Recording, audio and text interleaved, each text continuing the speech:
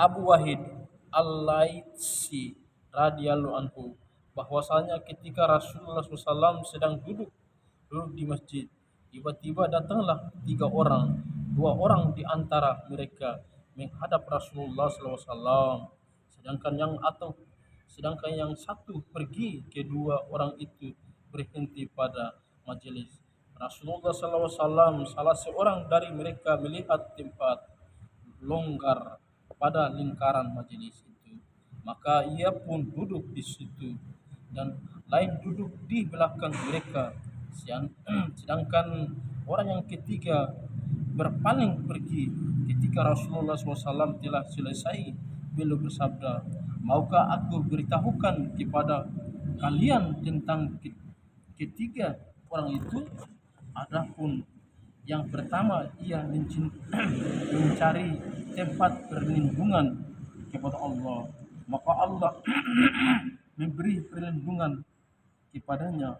Yang kedua, merasa malu, maka Allah malu kepadanya. Adapun yang ketiga, ia berpaling dari Allah, maka Allah pun berpaling darinya. Hadis riwayat Bukhari.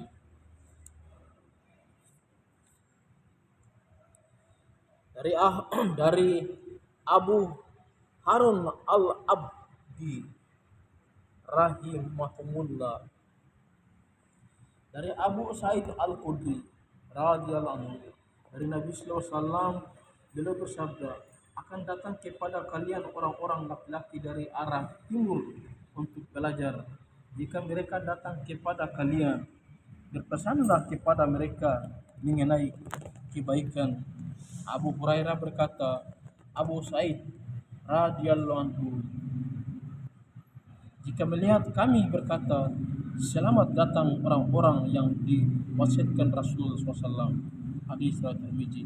Insyaallah ya kami sampaikan.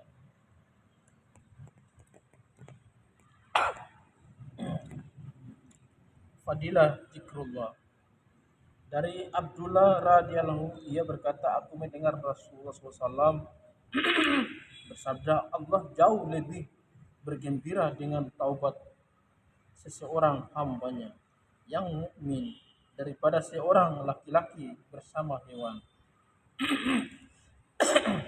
tunggangnya yang berada di sebuah gurun yang memetikkan, sedang di atas tunggangnya tersebut ada bekal makanan dan minumannya. Lalu ia tidur. Ketika bangun, ia melihat tunggangnya telah pergi. Maka ia mencarinya sampai mereka kehausan.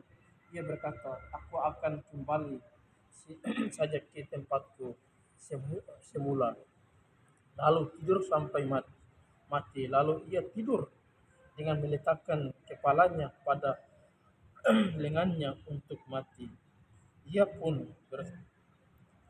terbangun dan tiba-tiba hewan tunggangnya berada di dekatnya.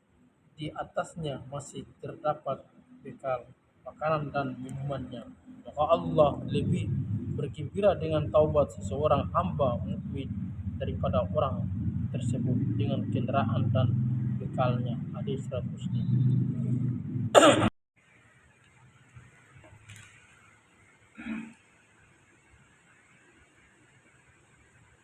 Allah, jadikanlah kami orang-orang yang diberi dan mendapatkan hidayah, bukan orang-orang yang sesat dan menyesatkan. Berdamai kepada kekasih-kekasihmu dan musuhmu.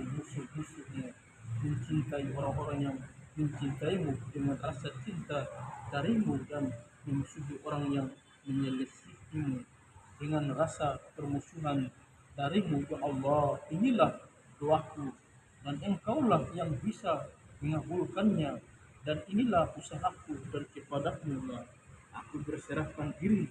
Ya Allah, berikanlah cahaya di dalam hatiku, cahaya dalam kuburku, cahaya di depanku, cahaya di belakangku, cahaya di sebelah kananku, cahaya di sebelah kiriku, cahaya di atasku, cahaya di bawahku, cahaya dalam pendengaranku, cahaya dalam penglihatanku, cahaya di rambutku, cahaya di kulitku, cahaya dagingku, cahaya dalam darahku, dan cahaya dalam tulangku.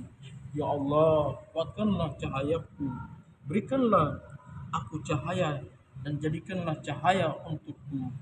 Maha suci Zat yang mengenakan kemuliaan dan berfirman dengan kemuliaan. Maha suci Zat yang mengenakan keagungan dan bermurah hati dengan keagungannya. Maha suci Zat satu-satunya yang berhak atas segala pensucian tasbih.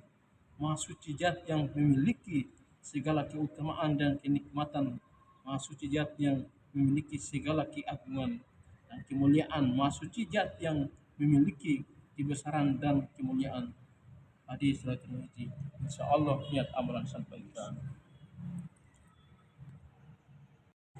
Janji yang tak kuat dan perintah yang tulus, aku memohon kepadamu rasa ampun pada hari yang diancam, dan serta surga memohon kepadamu rasa aman pada hari yang diancamkan, serta surga pada hari kekalan bersama orang-orang yang dekat kepadamu dan menyaksikan keesaan yang selalu ruku dan sujud dan senantiasa memenuhi janji. Engkau Maha Pengasih